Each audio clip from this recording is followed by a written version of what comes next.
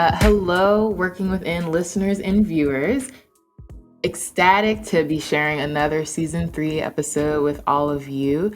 I believe this is the 3rd episode, so we've already got some number patterns going on, 3 and 3. I'm really excited because season 3, as I've mentioned to you, as Working Within is mentioned to you, is meant to be an expansive season for Working Within because we are really excited to be having new types of guests on the show who are sharing even more expansive perspectives than were shared, in the previous 2 seasons, mainly being, peers of mine who had similar experiences to me, or we related really, really easily. And so this episode of season 3, I'm so excited to be inviting Judge Shannon Frison on the show.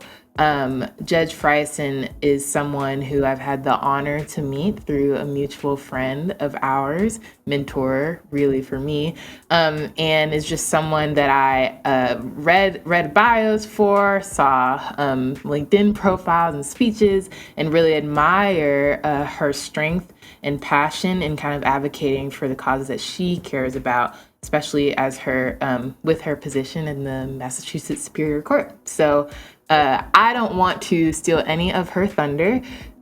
Today we will be talking about some of her journey, her path with mental toughness, a bit more about how she's learned to be an advocate for social causes while still being a person and a human and holding the title of judge as well. So Judge Frison, please, I don't want to steal any more of your thunder. Please go ahead and introduce yourself to the podcast audience.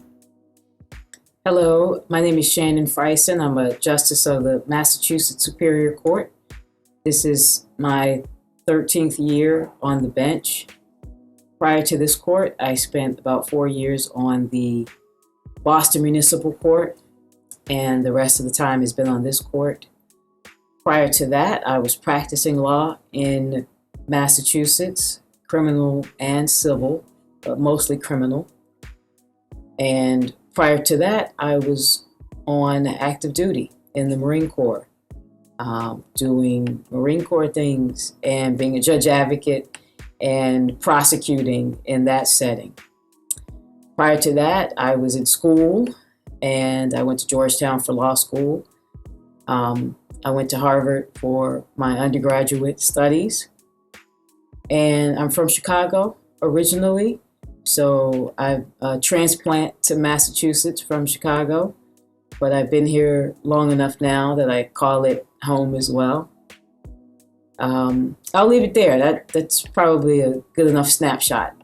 Yes, it's a great snapshot, and it just shows, I don't want to project here. We're all projecting all the time, yes. But I think it just shows your work ethic and dedication to go from Marines to law to justice. To judge. So I'm excited to kind of delve into those experiences with you. Could you also share your Zodiac sign with the audience? My Zodiac, I'm a Taurus. Okay. Steady wins the race. Okay. Stubborn. I'm not sure what all the other traits are, but I know that stubborn is one of them. And steady and loyal and focused. I think those are. I think those also describe me as well. We are very pro astrology on the Working Within podcast. So thank you for sharing that.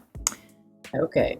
Oh, it's question time now. So that was your introduction. That was the easiest part of this interview.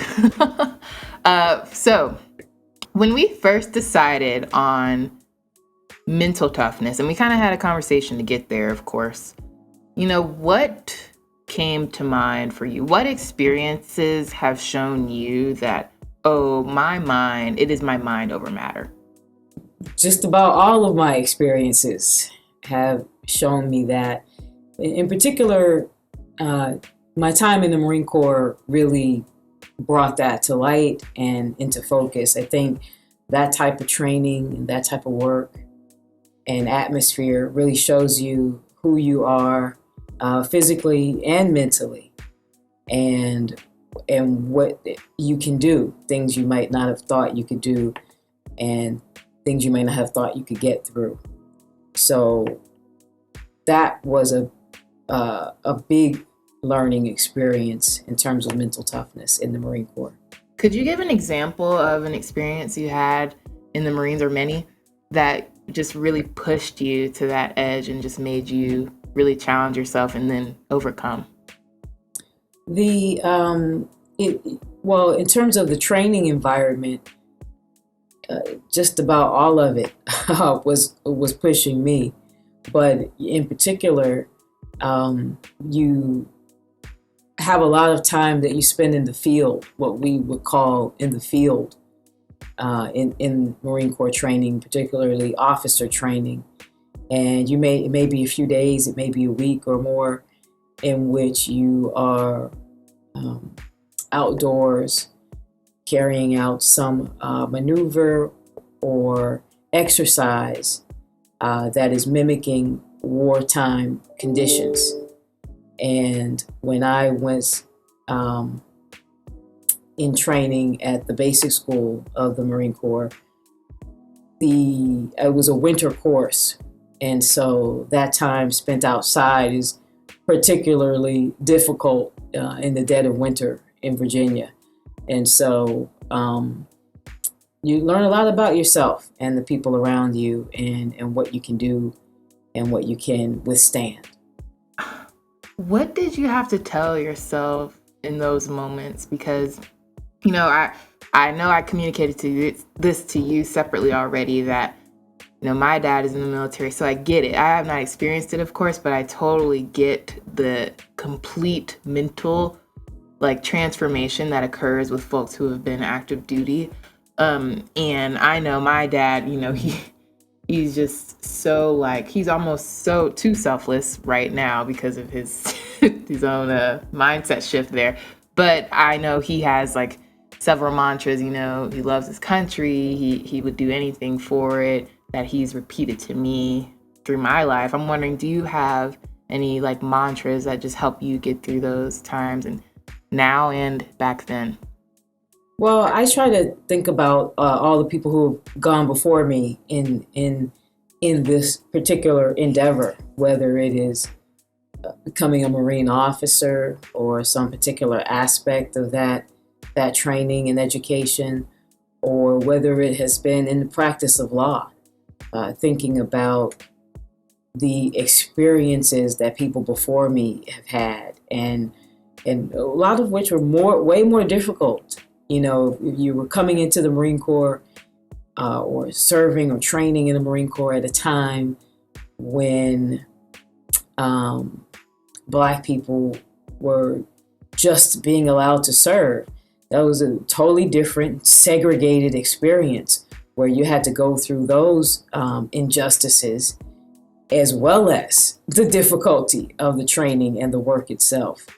In law as well, I think about people who have come before me in the practice of law, in judging, who have done it at times when our faces and our identities were less welcome than they are now. And I try to keep those experiences in mind and say, you know, like the Marine Corps saying goes, if it's not raining and we're not being shot at, it's an easy day. It's an easy day, no matter what's going on. And so I try to keep that in mind at all times. And right now is another time that we can all think about that in things that we're doing. And if we consider ourselves to be having a bad day, we are at least not at war, and in either Ukraine or in the vicinity in which there is active war fighting. So those reminders help me get through the things that I go through in this job and in past jobs. Yeah, thank you for saying that. It's so funny because the military lifestyle is very hard to explain. I think you just explained it very well, but it's very hard to explain, you know. Ultimately, I've thankfully now have the words for it and have processed it, being a military brat in therapy, you know, all of that. What it means is that death was always around the corner, almost, you know, it could happen anything could happen, and we signed up for that. Like, I signed up for it by virtue of being my father's daughter. And because of that, in my household, at least, it just meant that everything is a higher standard, because at least it's not this, kind of like you mentioned, like, you know, there are sacrifices that my dad learned to make at very young that are nothing to him, and that would be everything to someone else. And so I think that just whole culture of, you know, discipline with the physical fitness, with mental toughness, with sacrifice, service, like loyalty to your team, and yeah, brigade. There's just a lot of values that are learned from that environment and that have helped me, at least. I've never had to serve, and I'm grateful for that, and it's helped me a lot in just working. So, and that's a very different environment. Death is not necessarily around the corner. I also wanted to pull on that thread that you mentioned about Blackness, which is super important to like hammer over and over again, because it does add a layer of complexity to your experience, my experience. And you mentioned that, you know, it serves as another layer of something to be tough about, because it just adds more challenges in some cases. And so I'm wondering, like, how have yeah, the question is just over and over again, how do you do it? Like, how has your path to now judge as a Black woman, how have you been able to navigate that path with the lessons you've learned from your time in the Marines? It all plays together. You know, the type of judge you are is based on your background, your experiences, both just as a person and as a lawyer, and all of it rolled up sort of comprises who you are and how you operate on the bench. So the lessons, you know, from school, from the Marine Corps, from my time practicing law in Massachusetts and in the Marine Corps, all serve to form my philosophy of judging and how I interact with people from the bench. So it's a constant work in progress based on my experiences. Yeah. Do you feel like there have been stages? Like, could you assign chapters to what you've learned about yourself along the way? Oh, definitely. There are absolutely stages. And I think that right now, I'm 51, I'll be 52 next month. And looking at people who are, say, half my age, and their challenges and their endeavors and what they're about to go through, I realize there's no way for me to impart to them all of the knowledge, all of what I would like for them to know before beginning the journeys that they're on. But you really learn constantly through life, and no one, in my opinion, is a consummate anything. You're consistently learning through life. Even if you're a judge, you're still learning law. No matter how long you've been a lawyer, you're still practicing and you're still learning. And so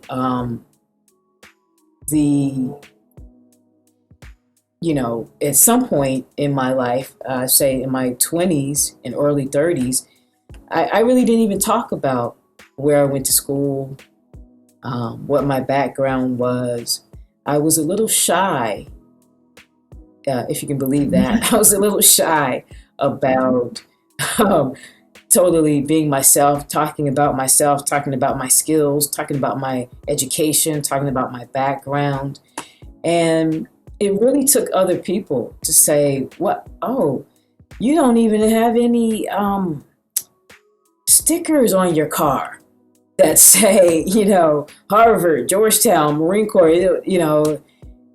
and it really it really didn't hit me, how modest I was and humble.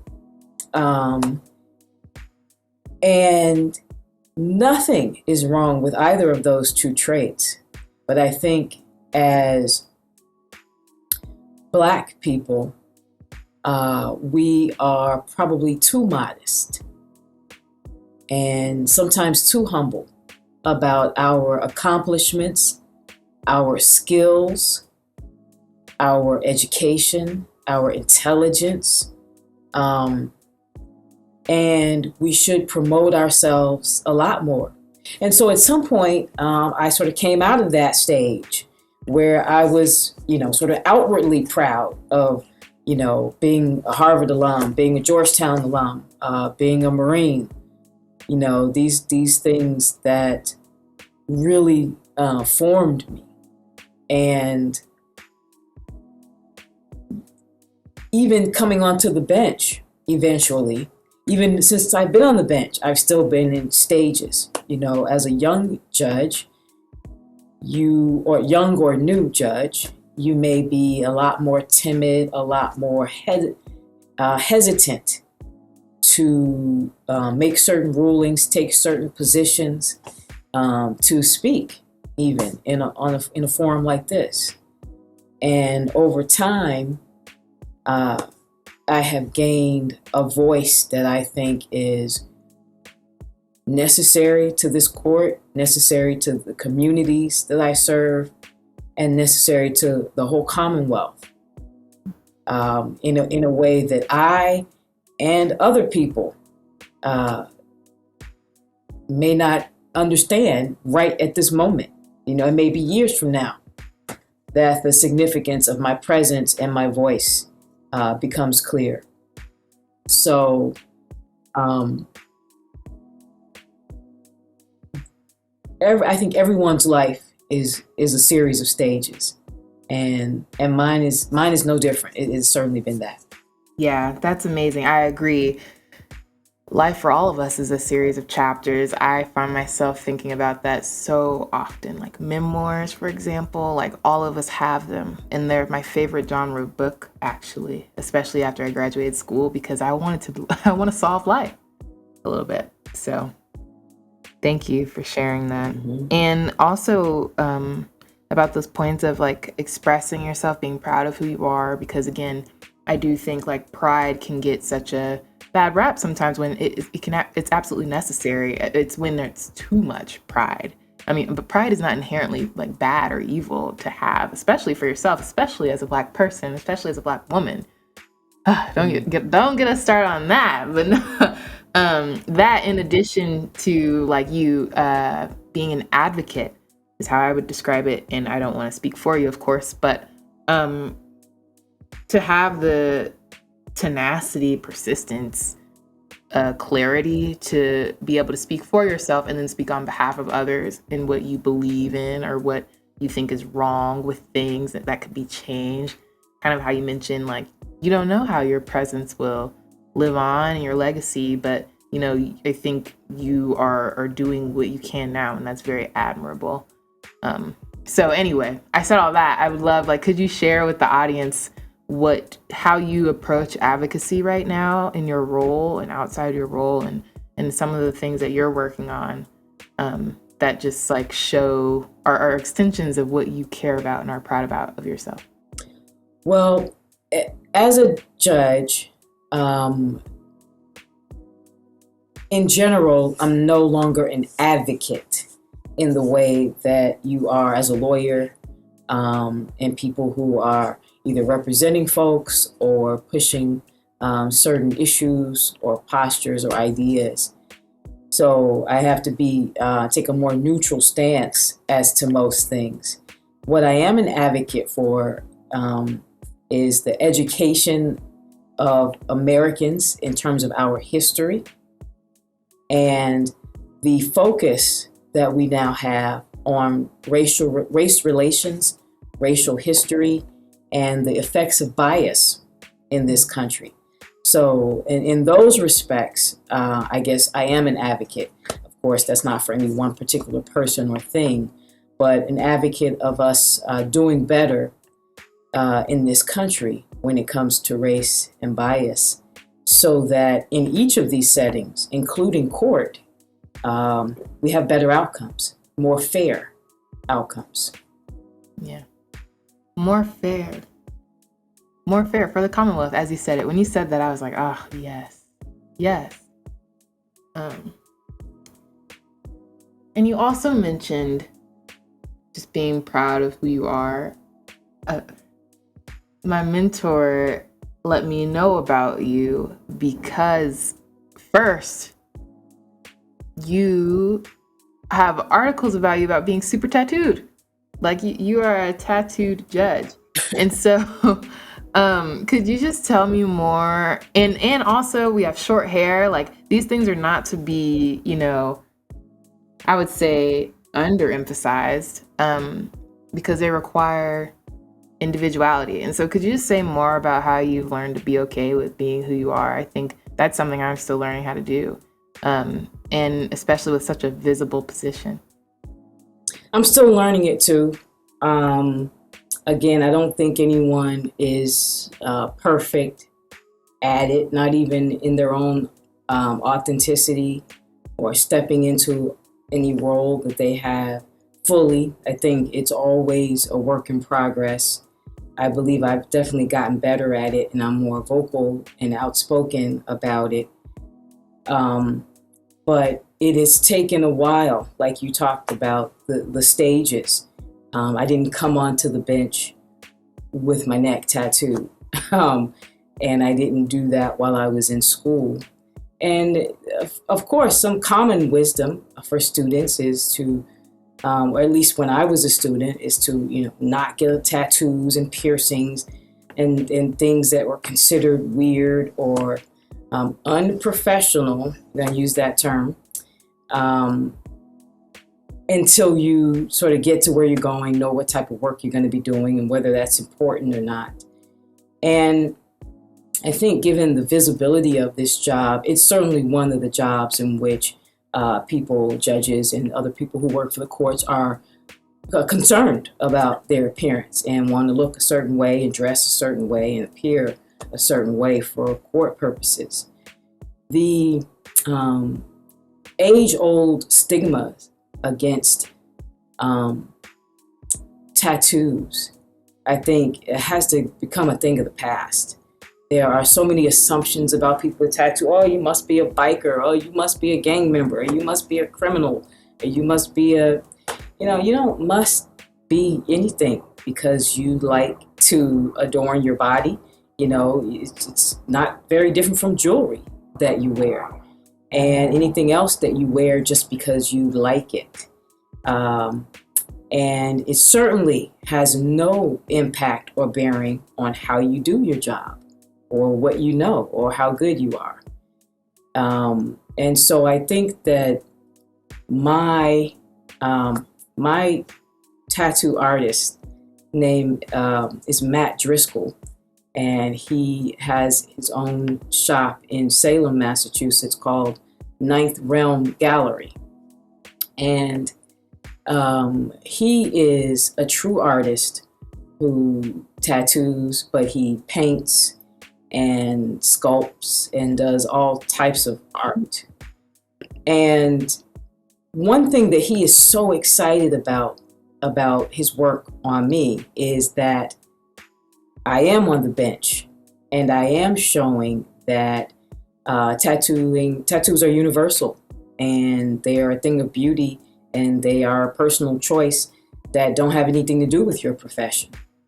And he and I are excited about my display of that kind of art and trying to eradicate that type of bias as well. And so, as you might imagine, a lot of people who come before me have tattoos. And I think that in general, that's taken as a negative thing going to court, but it should not be.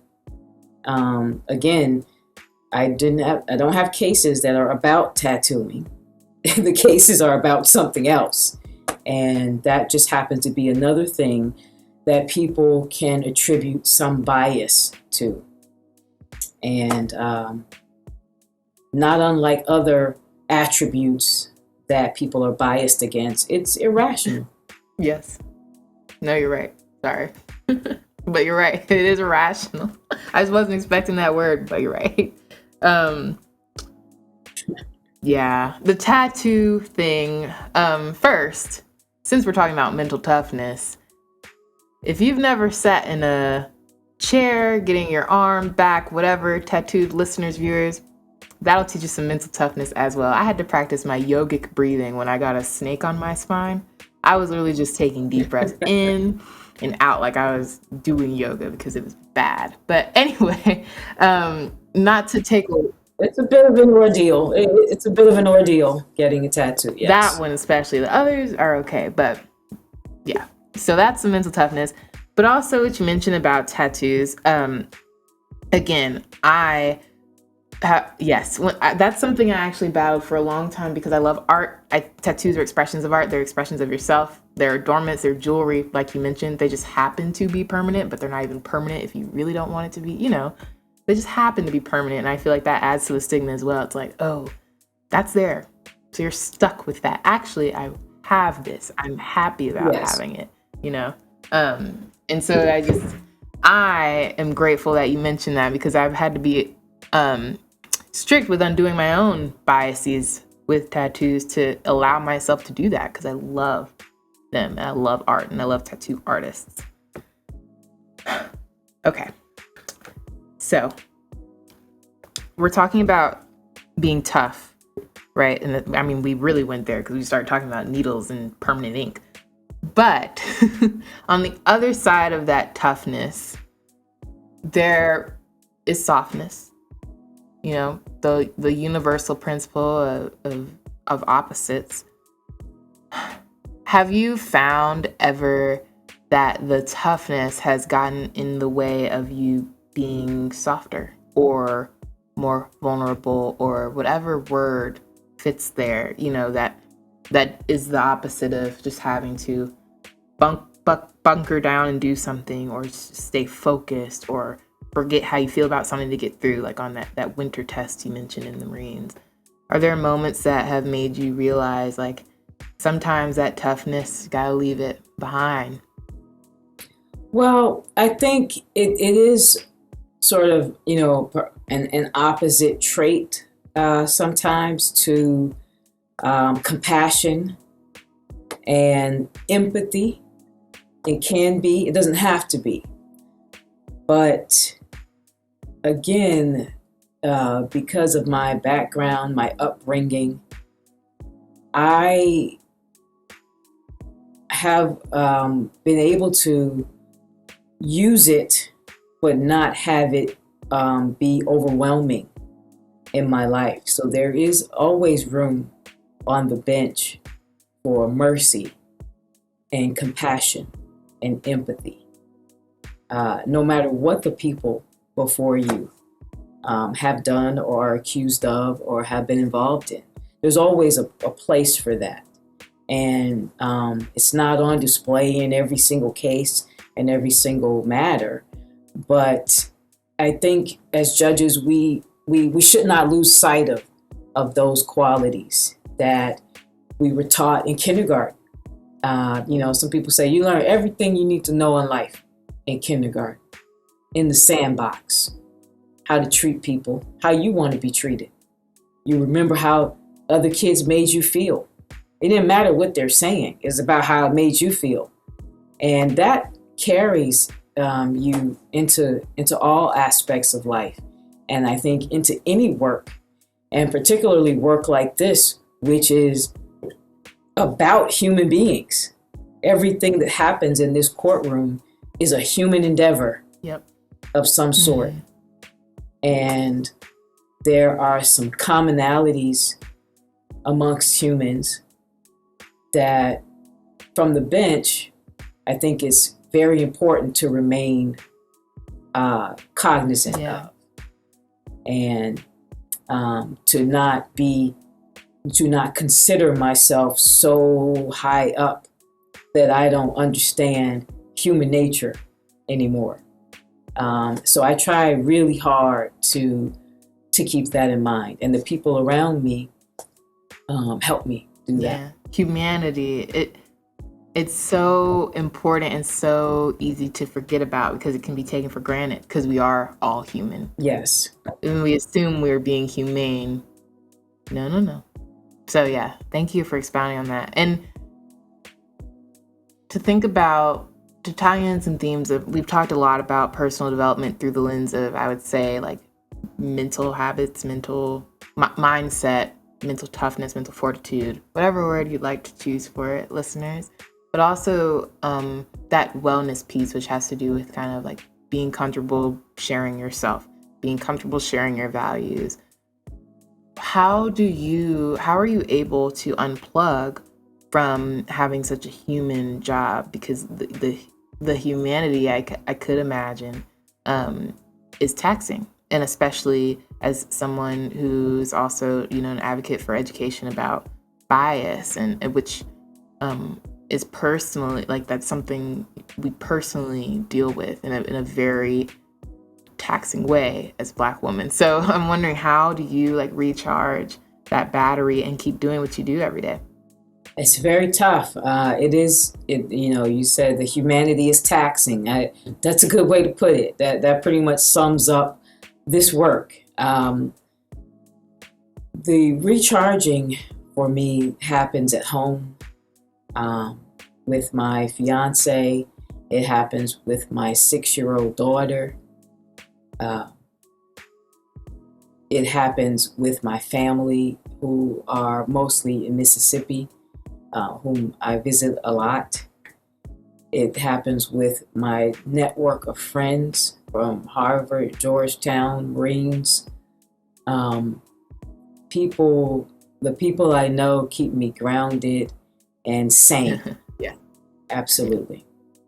I read somewhere that the people around you reflect you. Like, if you were to add them all together, not, people are not numbers, but get the image here. Like, that is you. So that. Yes. I agree. I've definitely learned a lot about that, transitioning from school to real life. It's very different in the real world. I'll just say that. Yes. Okay, Judge Frison, we are approaching the almost end of this interview. And because of that, I want to ask you one very important, it's going to sound weighty question, but it's not. I just want you to go with your gut on it. If the listeners and viewers took away one thing from watching this interview, from meeting you virtually, from listening to this conversation, what would you want that one thing, that one takeaway to be for them? Life is short. Do your thing. Whatever that thing is. I can't stress enough that the time, your 20s are going to go by like that. Your 30s are going to go by like that. Your 40s are going to go by like that. And I'm in my 50s trying to slow it down, but it doesn't work. And so whatever you aim to do, get to doing it. Get to doing it. Yeah, that's going on the podcast graphic. Whatever you aim to do, get to doing it. I'm serious. You're laughing. I'm serious. Get to doing it. Oh, man. Yeah, you got to. Get to doing it. That really resonates with me. That's what I'm trying to do. I'm trying to maximize my time. Okay, well, Judge Frison, thank you so much for your time today. This has been awesome. I'm excited for listeners, for you to see it. I obviously got to have the conversation before you're getting to hear it, so I'm feeling grateful right now. How should listeners look to connect with you, Judge? Well, I have social media, which I try to use to get conversations started, to educate people about the courts and how we do business, and to be accessible to people in that regard. So you can certainly see me, hear from me, reach out to me on LinkedIn, on Instagram, on Twitter, on Facebook, on TikTok, even. You can pretty much reach me on any social media. I'm basically Judge Frison on all of them, so pretty easy to find. And I hope to continue to build as broad a network as possible and to hear from as many people in the communities, in the community I serve and in other communities as I can, because I'm still learning and growing too. So, comment, tell me something that I don't know or that I hadn't thought about, because it's a back and forth. Well,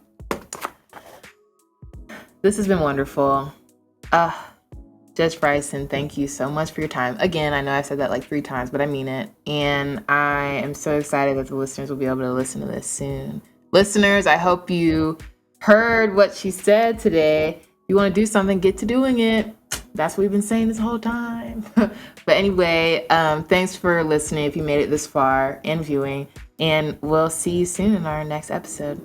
Awesome. Thank you. And thanks to Jeff Livingston for connecting us.